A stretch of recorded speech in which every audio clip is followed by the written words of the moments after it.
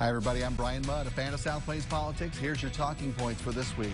The call getting louder to get rid of immigration and customs enforcement agents working in Texas and all over. Why that might actually come to a vote in Congress. And the president prepares to throw another haymaker in this trade fight with China, where the ones getting hit continue to be our haymakers. From the studios of KMAC Television in Lubbock, your local election headquarters.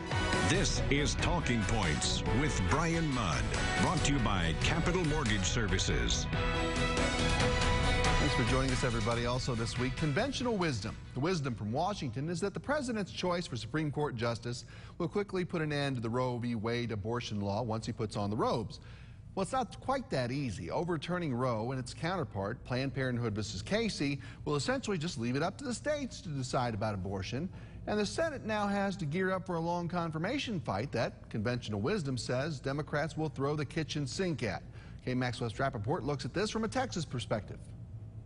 I think it's an outstanding pick. While most Republicans are celebrating, some leaders have reservations. I might have liked to had perhaps Justice Coney Barrett.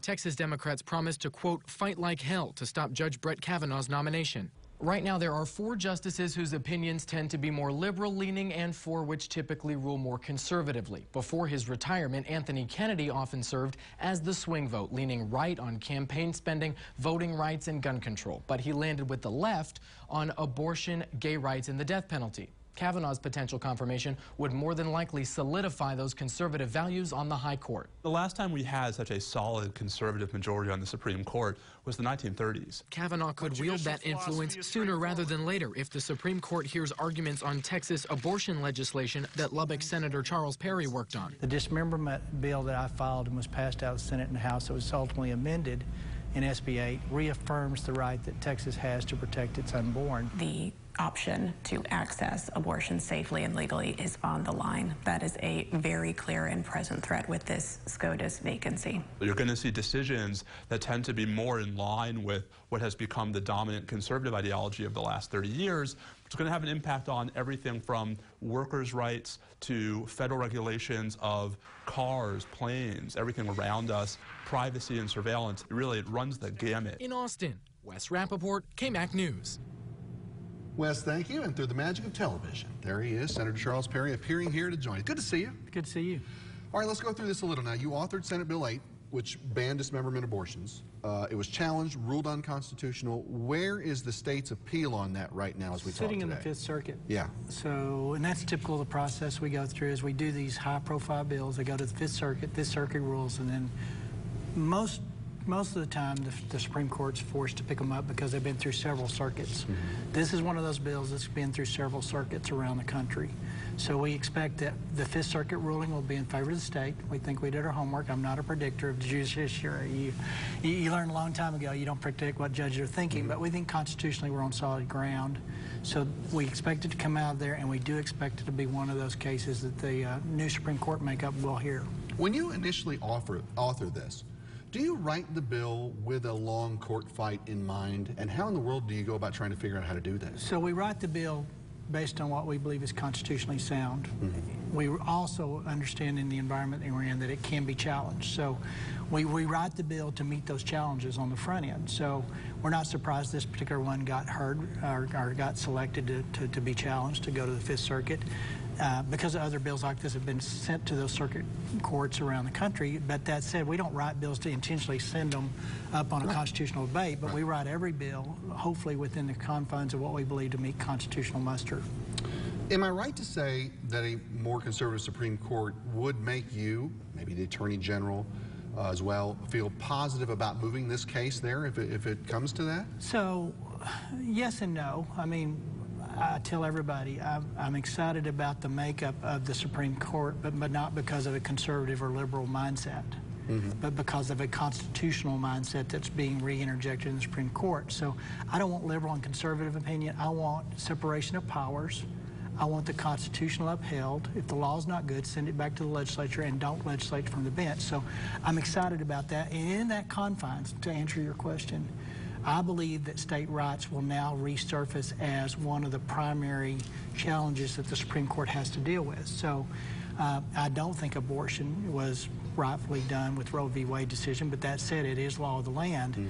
But I do think that if you have a constitutionalist-based judiciary, that they will allow that states' rights issue to come up, and therefore Texas make it an option to have that decided at a state level. So the win in this situation is having a more constitutionally minded judiciary at Supreme Court will be a states' rights issue, not a specific subject matter, but they will allow the states to have their due.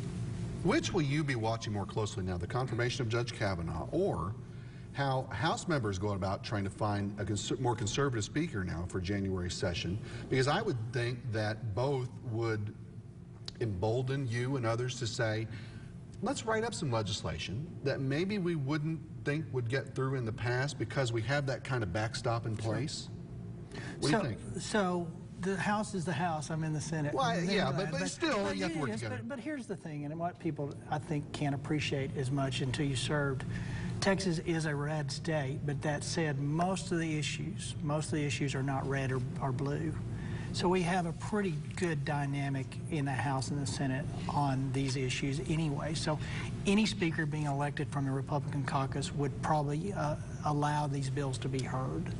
So it's not an emboldening, but on this issue, on this subject matter, on abortion issues, that is not a legislative win up or down. That is a hearts and minds of the people change. So every time we get an option to even have a bill heard, be it passed out or not, we have raised an awareness of that procedure and where we believe we're not right as a country on that. So the House selection will be important for sure. They get to dictate what goes through the House and what goes through calendars and what gets out to the governor's desk, just no different than the lieutenant governor. Yeah. They have a lot of control over bills. But I'm not banking. I'm not going to build my legislation around leadership. I'm going to build my legislation around constitutionality.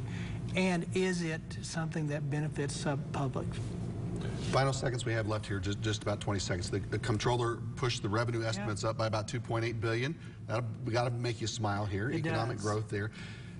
But still, how do we even come close to paying for hurricane relief and school safety? So hurricane relief, I think you'll see the discussion around the rainy day fund. That's kind of what it is. Yeah, no pun intended, it's a rainy day fund. So we're going to have to tap that to fix some of the Harvey relief. And that's mostly federal dollars. We're just going to be a stopgap. The $2.8 billion is not new money. It's just money we didn't budget for, but we were short coming into the budget session. So it's not like we've got this surplus of money. We just have less of a hole. So we're going to be in better shape. We're still not there. We still, the state's a gift that keeps giving. Our economic policies are true. We got picked again as the top state to come to do business in, and I'm proud of that fact, and that's not by accident. That's deliberate legislation. But the $2.8 billion is a huge relief on what I believe to be about a $6 to $8 billion deficit coming in. So now we're about half. Well, this sounds funny to the average citizen, and it did me when it's in there. We can manage $2 billion. That's a strange statement, but if we can get it within that $2 billion, we've got enough money flows and enough federal match dollars that we don't know what they are until we leave, but we can make $2 billion work. 6 to 8's a challenge, but if we can start narrowing it down into that 2 to 3 range, we're back to where we always have been. He's a CPA. He can talk big dollars. It blows over my head, but he can do it. Charles Perry, good to see you. Thank you. Good to have you. Let's do this week's poll question. We'll talk local effects later, but do you support raising tariffs on imports from China if it increases the cost of certain products? Talk to us on our KMAC News Facebook page, on everythinglubbock.com as well. Give us your opinion. All right, straight ahead on the show, Lubbock County versus big pharmaceutical companies, why a court fight might happen. And Miguel Lavario is running for Congress, knows all about the history of issues at the Mexico border, and has opinions about the current situation there. 5 good minutes with him next on Talking Points.